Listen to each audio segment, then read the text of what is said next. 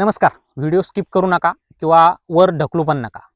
एक व्हिडिओ बघितला ज्यामध्ये की सांगण्यात आलं की एकरी 30 क्विंटल आपल्याला उत्पादन घ्यायचं आहे आणि त्यासाठी आपण ही फवारणी करतोय आणि त्यामध्ये कीटकनाशक, बुरशीनाशक, टॉनिक हे जे घटक दाखवण्यात आले किंवा भरपूर प्रमाणातलं औषधाचं मिश्रण दाखवण्यात आलं आणि एकरी 30 क्विंटलचा उच्चार जेव्हा झाला तेव्हा मी विचार केला की एकरी 30 क्विंटल म्हणजे जरा शेतकऱ्याला नेमकं कळतच नाही का काय, असं त्या व्हिडिओ बनवणाऱ्याला वाटलं.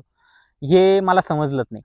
शेतकऱ्याला माहित आहे की एकरी 30 क्विंटल उत्पादन शक्यच नाही, पारंपरिक मध्ये तरी नाही. त्यासाठी अमृत पॅटर्नची तुम्हाला लागवड जाऊन बघावी लागेल, त्याचं नियोजन बघावं लागेल. तेव्हा ते तुम्हाला पटेल की बाबा अमृत पॅटर्न मध्ये आपण ते शक्य करू शकतो आणि ते साध्य करू शकतो, पण पारंपरिक मध्ये तरी ते किमान शक्य नाही. शेतकरी मित्रांनो, पारंपरिक मध्ये 18 ते 20 क्विंटलचं उत्पादन आपण घेऊ शकतो आणि तीच तयारी आपली यावर्षी झालेली आहे. परत भेटूया एका माहितीपूर्ण व्हिडिओ सोबत. व्हिडिओ जास्तीत जास्त शेअर करा.